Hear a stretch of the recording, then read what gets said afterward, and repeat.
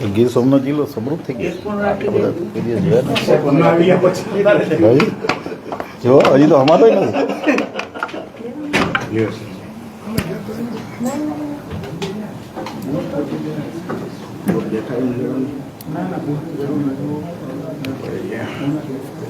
Okay ભાઈઓ, નહીં ભાઈઓ, ઓકે નથી. ખેડી યોગેશભાઈ તો તમે જ હા ભાઈ, હા ભાઈ સાજીદભાઈ, તમે ભેગા આવો પ્રેસ કોન્ફરન્સમાં. રેડી યોગેશભાઈ? Ready, done.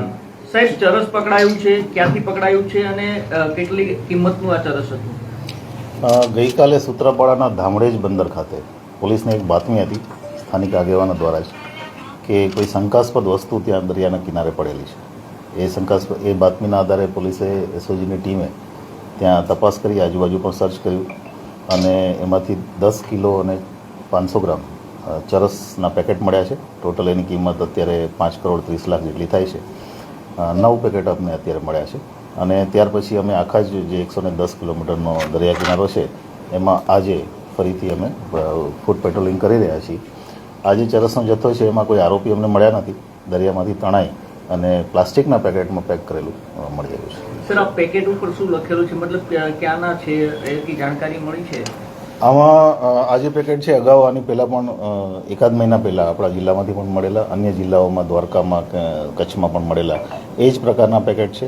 ઉર્દુ ભાષામાં અમુક સિમ્બોલ લખેલા છે અને મોસ્ટ પ્રોબેબલી આ પેકેટ અફઘાનિસ્તાન, ઈરાન અને પાકિસ્તાનમાંથી આવેલાની શક્યતા છે.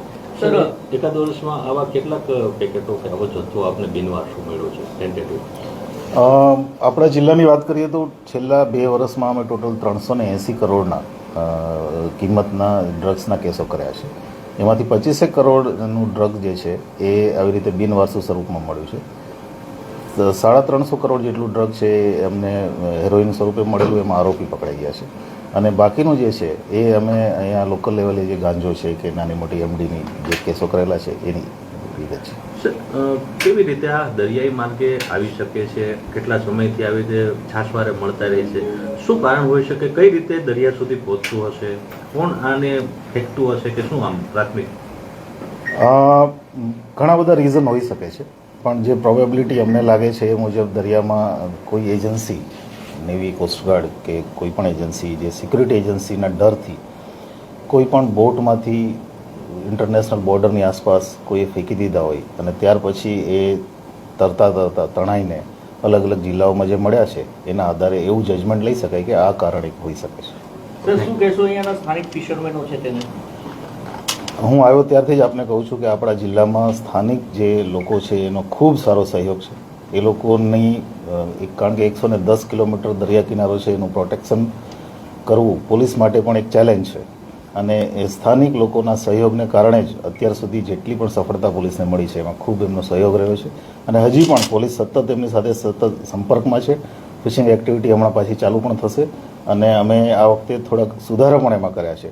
એમાં નાવિકનું પોલીસ વેરિફિકેશન કમ્પલસરી કર્યું છે. એ ઉપરાંત બોટ જે ફિશ લેન્ડિંગ સેન્ટર છે ત્યાં અમે બોટ ચેકિંગ રેન્ડમ કરી રહ્યા છીએ. એને કારણે પણ પરિસ્થિતિમાં ઇમ્પ્રુવમેન્ટ આવશે. Thank you. સર, એક સાયબર ક્રાઇમને લઈને કઈ ગુનો હતો, શું છે પૂરો મામલો? સમગ્ર ગુજરાતમાં ડીજી સાહેબે હમણાં ઇનિશિયેટિવ લઈ અને સાયબર ક્રાઇમમાં જે એકાઉન્ટ ફ્રીઝ થાય છે, જે ઓટોમેટિક 1930 ઉપર કોઈ કમ્પ્લેન કરે અને જે એકાઉન્ટ એમાં ઇન્વોલ્વ હોય એ બધા જ એકાઉન્ટ એકસાથે ફ્રીઝ થાય છે. એવા 28,000 એકાઉન્ટ હમણાં છેલ્લા 2 દિવસમાં અનફ્રીઝ કર્યા છે.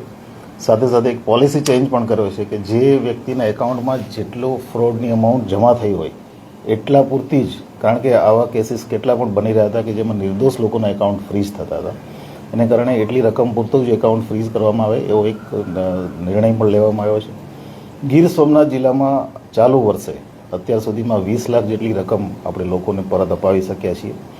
પણ સાથે સાથે વોર્નિંગ પણ છે કે ઇન્વેસ્ટમેન્ટ સ્કીમના નામે ખૂબ ફ્રોડ થઈ રહ્યો છે. ચાલુ વર્ષે અત્યાર સુધીમાં લગભગ 4-5 કરોડ જેટલી રકમ આખા જિલ્લામાંથી આવી રીતે સાયબર ફ્રોડમાં ગઈ છે. ઇન્વેસ્ટમેન્ટ ફ્રોડ, ખોટી લિંક ઉપર ક્લિક કરવી, પિન નંબર આપી દેવો, ડિસ્ટ્રેસ કોલ કે તમારા સગાવાલા ક્યાંય ફસાઈ ગયા છે એરપોર્ટ ઉપર કે પોલીસ સાથે ક્યાંય ઘર્ષણમાં આવી ગયા છે, એવા પ્રકારના ડિસ્ટ્રેસ કોલને કારણે થઈને લોકોના પૈસા જઈ રહ્યા છે. આપના માધ્યમથી લોકોને વિનંતી છે કે કોઈ પણ એવી લિંક જે તમને વોટ્સએપ ગ્રુપમાં પણ જાણીતા ગ્રુપમાં પણ મળેલી હોય, કારણ કે છેલ્લે જે ફ્રોડ આવ્યા છે બધા જાણીતા વોટ્સએપ ગ્રુપમાંથી લિંક ક્લિક થઈ છે, તો એવા કોઈ પણ લિંક ક્લિક ન કરવી, ઓફિશિયલ વેબસાઇટ હંમેશા વેરીફાઈ કરવી અને કન્સર્ન એજન્સીને લૂપમાં રાખવી, આટલી લોકોને પણ અપીલ છે. સર, હવે પેલું સોમનાથ શ્રવણ મહિનો છે તો બંદોબસ્ત ને એના લક્ષણ બધું સાથે જતું થતું હોય. સર, શ્રાવણ મહિનાની શરૂઆત થઈ રહી છે, કઈ પ્રકારનો બંદોબસ્ત હશે? લોકોને સરળતાથી દર્શન થઈ શકે તે માટે કઈ પ્રકારની વ્યવસ્થાઓ છે? આપ જાણો છો એમ સોમવારથી શ્રાવણ મહિનાની શરૂઆત થાય છે. સોમનાથ મંદિર ખૂબ જ ભક્તોની આવવાની શક્યતાઓ, ગયા વર્ષે લગભગ 10 થી 12 લાખ જેટલા ભક્તો શ્રાવણ મહિનામાં આવ્યા હતા. આ વર્ષે કદાચ સંખ્યા એનાથી વધશે. સોમનાથ મંદિરનું જે આખું કેમ્પસ છે એ મોટું કરી દેવામાં આવ્યું છે ગયા વર્ષની કમ્પેરમાં, એટલે અમારી પાસે હોલ્ડિંગ એરિયા મોટો છે, પણ તેમ છતાં પણ ટોટલ અમે 300 પોલીસ અને 2 SRP કંપની સાથે રાઉન્ડ ધી ક્લોક મંદિરનો બંદોબસ્ત જાળવીએ છીએ. સાથે સાથે QRTની ટીમ અને ઘોડેસવાર પોલીસની ટીમ આની સાથે સાથે આખી મંદિરની સિક્યુરિટી કરી રહ્યા છીએ. ત્યાં અમારી પાસે જે અવેલેબલ મંદિરની સિક્યુરિટીના જે સ્ટાફ છે એને પણ અમે ટ્રેનિંગ આપી રહ્યા છીએ અને એના બધાના સંયુક્ત સંકલનથી, વહીવટીતંત્રના સંકલનથી અમે આખો બંદોબસ્ત પૂરો કરવાનો છે. સર, ખાસ કરીને મોટી સંખ્યામાં યાત્રાળુઓ આવતા હોય છે, ભીડ પણ રહેતી હોય છે. સુરક્ષાની દ્રષ્ટિએ પોલીસ કે સુરક્ષા વિભાગ ચેકિંગ કરતું હોય છે, ત્યારે સુરક્ષાને લઈને દર્શનાર્થીઓ કે યાત્રાળુ સાથે કોઈ ગેરવર્તન ન થાય ને સુરક્ષાની જવાબદારી પણ સંભાળી શકાય, એ માટે શું સૂચન? આપને મને કહેતા આનંદ થાય છે કે લગભગ ક્યારેય એવું ગેરવર્તનનો ફરિયાદ કે પ્રશ્ન આવ્યો નથી, પણ છતાંય અમે હંમેશા જ્યારે સોમનાથ મંદિરનો શ્રાવણ મહિનાનો બંદોબસ્ત ચાલુ થાય એટલે પોલીસ અને સોમનાથ સિક્યુરિટીની, હોમગાર્ડ, GRD બધાની કમ્બાઈન એક બિહેવિયરલ ટ્રેનિંગ સિનિયર અધિકારીઓ તરફથી અને એના એક્સપર્ટ તરફથી રાખતા હોઈએ છીએ. સાથે સાથે જે પણ શિફ્ટ હોય એ શિફ્ટના ઇન્ચાર્જ એક સિનિયર મોસ્ટ ઓફિસર હોય છે, જેથી કરીને કંઈ પણ પ્રશ્ન હોય તો લોકલ લેવલે ત્યાંથી જ હેન્ડલ થાય. આ વખતે પાર્કિંગમાં થોડોક ચેન્જ આવ્યો છે, ખાસ કરીને VIP પાર્કિંગમાં, જેના બાબતે અમે ઇન્સ્ટ્રક્શન્સ જે કરવાની છે એ કરી દીધી છે. 2-3 જાહેરનામા, કારણ કે સર્કિટ હાઉસ જવાનો જે રસ્તો છે એ વન વે કરવો પડે એવો જરૂરી છે, જેને કારણે થઈને 2-3 જાહેરનામા 1-2 દિવસમાં બહાર પડી જશે અને એની અમલવારી પણ લોકોના સહયોગથી અમે કરી રહ્યા છીએ. સર, સોમનાથમાં વિશ્વભરના યાત્રિકો લાખોની સંખ્યામાં મળશે, ત્યારે સોમનાથ આવ્યા બાદ કોઈ સમસ્યા ઊભી થાય, કોઈ એક્સિડન્ટની ઘટના બને તો પોલીસ કે વહીવટી તંત્રની યાત્રિકો મદદ મેળવી શકે એ માટે શું ગાઈડ કરશો આપ? ઘણા સમયથી સોમનાથના એન્ટ્રી, જે કમ્પાઉન્ડમાં એન્ટ્રી ગેટ છે ત્યાં એક સ્વાગત કક્ષ બનાવવામાં આવેલું છે અને ત્યાં જ અમારી એક ક્વિક રિસ્પોન્સ ટીમ હોય છે, ત્યાં જ અમારી બોમ્બ ડિસ્પોઝલની ટીમ હોય છે, એટલે પોલીસની હાજરી ત્યાં સતત રહે છે. સાથે સાથે છેલ્લી જે અમારી સિક્યુરિટી એનાલિસિસની મિટિંગ થઈ એમાં અમારું જ સજેશન હતું કે સોમનાથ મંદિરની પાસે 108ની એક મોબાઈલ ટીમ કન્ટિન્યુઅસ રાખવામાં આવે અને જેથી કરીને જે ખાસ કરીને વધારે એજવાળા લોકો આવે છે એમને ઇમરજન્સી ઊભી થાય તો આપણે તાત્કાલિક મદદ આપી શકીએ. એ ઉપરાંત અમારી એક જીપ્સી ત્યાં સતત હોય છે, જેથી કરીને જેટલું શક્ય હોય એટલું લોકોને આપણે મદદ કરી શકીએ. Thank you sir. છે પેલું ખોલવાણવાળુંમાં બેઝિક અત્યારે DYSP આપી નથી કાલે? કાલે વાત થઈ હતી પણ પેન્ડિંગ છે. બેઝિક આપી દો. હા, બેઝિક. શું કહેશું સર, કોલવાણ ગામે વૃદ્ધાની કરપીણ હત્યા થઈ છે, શું આખો મામલો, પોલીસની તપાસ કઈ દિશામાં? ઉનાના નવા બંદર પોલીસ સ્ટેશનના વાંસોજ ગામે એક 68 વર્ષના વૃદ્ધ વ્યક્તિની એના ઘરમાં સૂતા હતા એ દરમિયાન માથામાં કુહાડી મારીને એક જ ઘા મારવામાં આવ્યો છે. કુહાડી મારીને રાત્રિના સમયમાં હત્યા કરવામાં આવી છે. ગઈકાલે પોલીસની ટીમો બનાવી દેવામાં આવી છે.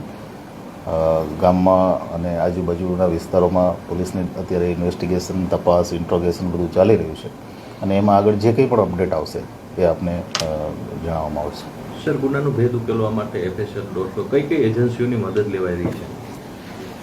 નવા કાયદા મુજબ આપને ખ્યાલ હશે કે હવે FSL તો કમ્પલસરી છે અને આ તો મર્ડરનો કેસ છે એટલે અમે FSL બોલાવતા જોઈએ છીએ. FSL અને ડોગ સ્ક્વોડ બંનેની મદદ લેવામાં આવી ચૂકી છે ગઈકાલે જ, પણ આમાં હજી વધારે ડીપમાં ખાસ કરીને ટેકનિકલ એનાલિસિસ અને એના જે આજુબાજુના જાણીતા લોકો છે એની તપાસ થવી જરૂરી છે. પરિવારજનોએ કોઈ પર આક્ષેપ કર્યો છે? જી ના, પરિવારજનો તરફથી અત્યારે કોઈ સંકમન વ્યક્તિ તરીકે બતાવવામાં આવ્યું નથી. એમનો પરિવાર ખૂબ મોટો છે, એટલે અમે કારણ કે ગઈકાલે એમની વિધિ ચાલુ હતી એટલે આજે અમે 1 by 1 એમના નિવેદનો લઈશું. Thank you.